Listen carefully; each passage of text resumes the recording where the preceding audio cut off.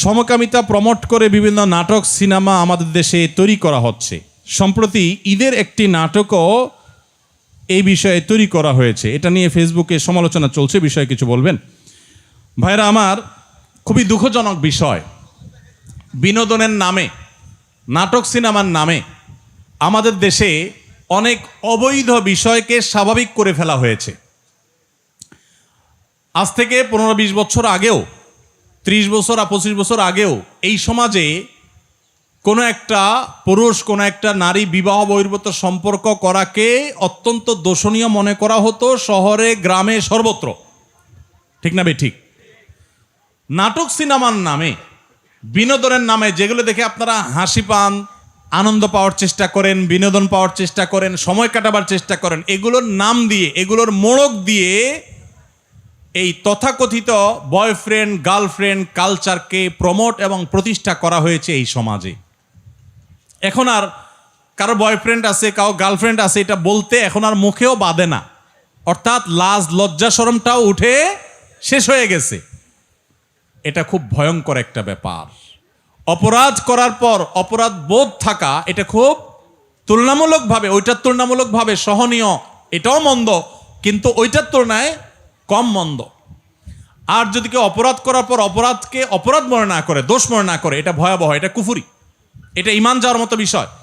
আমাদের সমাজে এই তথাকথিত নাটক সিনেমার নাম দিয়ে পশ্চিমারা সেই জায়গাগুলোতে কোটি কোটি টাকা ইনভেস্ট করে তথাকথিত আর্টিস্ট এবং শিল্পীদের কিনে নিয়ে তাদের দিয়ে বয়ফ্রেন্ড গার্লফ্রেন্ড কালচার প্রতিষ্ঠা করে জেনাকে সমাজে এস্টাবলিশড ইতিমধ্যে তারা করে ফেলেছে। আমাদের সমাজকে এখন আরেক লেয়ারে পচাবার জন্য, নষ্ট করার জন্য এখন তথাকথিত ট্রান্সজেন্ডার বাদ এটাকে প্রতিষ্ঠা করার জন্য নাটক তৈরি করা হচ্ছে। ইতিমধ্যে একটা নাটক, কত বড় দুঃসাহস চিন্তা করেন, ঈদের অনুষ্ঠান একান্তই মুসলমানদের অনুষ্ঠান, একটা ইবাদত। ঈদ একটা কি ইবাদত, ঈদের মতো ইবাদতকে ঘিরে যে অনুষ্ঠান করছে সেখানে সমকামিতা বা ট্রান্সজেন্ডার মতবাদ সেটাকে পুশ করে নাটকের মাধ্যমে ইবাদতরত মানুষগুলোকে নাটকের নাম দিয়া তাদের মধ্যে ওই ইবাদতের মৌসুমে সিজনে তাদের মধ্যে ইসলাম বিরোধী বিষ ঢুকাই দেওয়া হচ্ছে। তার মানে হলো যে আমাদের সম্পদ, আমাদের সোসাইটি, আমাদের ঈদ মানে মুসলমানদের আবহ, এইটাকে ব্যবহার করে সেখানে তারা মুসলমানদের বিরুদ্ধে বিষ এবং ক্ষতিকর জিনিস তারা ঢুকিয়ে দিচ্ছে। আপনারা যেগুলো সোশ্যাল মিডিয়াতে, ফেসবুক, ইউটিউবে বিভিন্ন নাটকের ক্লিপ, ভিডিওর ক্লিপ অনেকে বুধ হয়ে পড়ে থেকে দেখেন, আপনার নিজের অজান্তে আল্লাহর দ্বীনকে দুনিয়া থেকে বিদায় করার নীল নকশা যে সমস্ত নাটক সিনেমার মাধ্যমে হয়, আপনি সেগুলার প্রমোট করছেন, সেগুলার প্রচার করছেন, সেগুলার সহযোগিতা করছেন। এই জন্য আমাদের পরিষ্কারভাবে প্রত্যেকের অবস্থান নিতে হবে।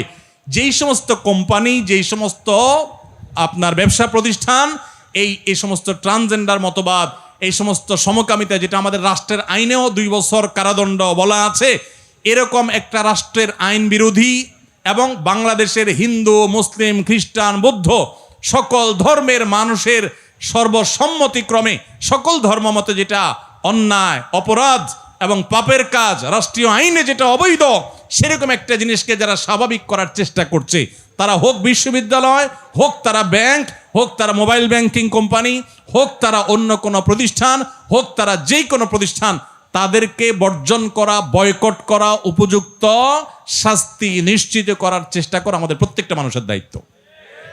ভাইরা আমার, আমাদের সন্তানরা ট্রান্সজেন্ডার মতবাদ প্রতিষ্ঠিত হলে, তারা সমকামিতার দিকে ঝুঁকে গেলে পরিস্থিতি কি হতে পারে?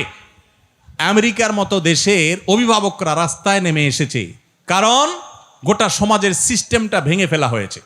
আপনারা অনেকে বলতে পারেন এটা করে তাদের লাভটা কি? কোরআন খুলে দেখেন। কোরআন এমন এক অলৌকিক মহাগ্রন্থ, 5000 বছর পরে কি হবে কোরআন বলে গেছে, ইঙ্গিত দিয়ে গেছে।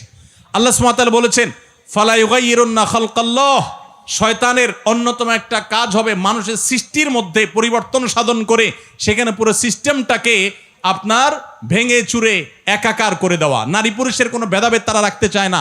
আপনারা জানেন বাংলাদেশে এখন অনেক ফরম তৈরি হচ্ছে, ছেলে মেয়ে পরিচয় রাখতে চায় না।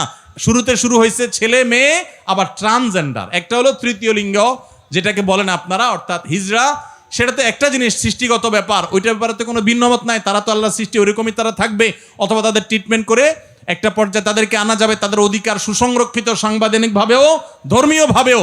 কিন্তু তথাকথিত ট্রান্সজেন্ডার এবং এই ট্রান্সজেন্ডার উপরে ভর করে সমকামিতা সমাজে প্রতিষ্ঠা করার যে অপচেষ্টা, এইটার বিরুদ্ধে খোদ আমেরিকাতে অভিভাবকরা রাস্তায় নেমেছে। রাশিয়ার মতো দেশ, চায়নার মতো দেশ, তারা বলে দিয়েছে এটা সন্ত্রাসবাদ। অ্যাগ্রেসিভলি তারা এটা ঢুকাচ্ছে। অনেক গার্মেন্টস প্রতিষ্ঠানকে, মালিকদেরকে বাধ্য করা হচ্ছে, আপনি সমকামিতাকে সমর্থন করেন কিনা, তাহলে আপনাকে ফান্ড দেয়া হবে, আর না হলে দেয়া হবে না। তারা নারী পুরুষের পরিচয়কে একাকার করে দিয়ে এখানে যে বিশৃঙ্খল পরিস্থিতি তৈরি করতে চায়, আল্লাহ বলেছেন এটা শয়তানের এজেন্ডা। ফালা ইউগাইয়িরুন্না খালকাল্লাহ, আল্লাহর সৃষ্টি নারী এবং পুরুষ, এগুলোর মধ্যে পরিবর্তন সাধন করে এগুলোকে মেসাকার করে, একাকার করে, বিশৃঙ্খল করে ফেলা, এটা শয়তানি এজেন্ডা যেটা বাস্তবায়ন করছে। অতএব ঈদের অনুষ্ঠানে বা যে অনুষ্ঠানে হোক, নাটকের নামে, সিনেমার নামে আপনারা একটার পর একটা অবৈধ জিনিসকে সমাজে স্বাভাবিক করে ফেলবেন। এখন আবার সমকামিতাকে স্বাভাবিক করার এজেন্ডা নিয়ে নামছেন। আপনারা কিছু পয়সা কড়ি পাবেন, কিছু ফান্ড পাবেন, এগুলো নিয়ে দেশে বাইরে চলে যাবেন, ওই কানাডার বেগমপাড়ায় চলে যাবেন, আমেরিকায় চলে যাবেন, আর আমাদের সমাজকে, আমাদের সন্তানদেরকে ধ্বংস করে দিয়ে তারপর চলে যাবেন। এটা কোনোদিনই এদেশে মানুষ সহ্য করবে না। অতএব রাষ্ট্রবিরোধী, আইন বিরোধী এই সমকামিতাকে যারা প্রমোট করছে, তাদের ব্যাপারে আমাদের সাবধান হতে হবে, সতর্ক হতে হবে, দায়িত্বশীল হইতে হবে, এবং আমাদের প্রত্যেকটা মানুষকে তাদেরকে বর্জন, বয়কট সর্বতভাবে করতে হবে। শয়তান এসে বলবে আমি একা বয়কট করলে কি হবে, আপনি আপনার দায়িত্ব পালন করেন, কি হবে না হবে আপনার দেখার দরকার নেই। আপনি আল্লাহকে বলবেন, আল্লাহ আমি আমার চেষ্টাটুকু করছি। করা যাবে না ইনশাআল্লাহ? আল্লাহ আমাদেরকে তৌফিক দান করুন।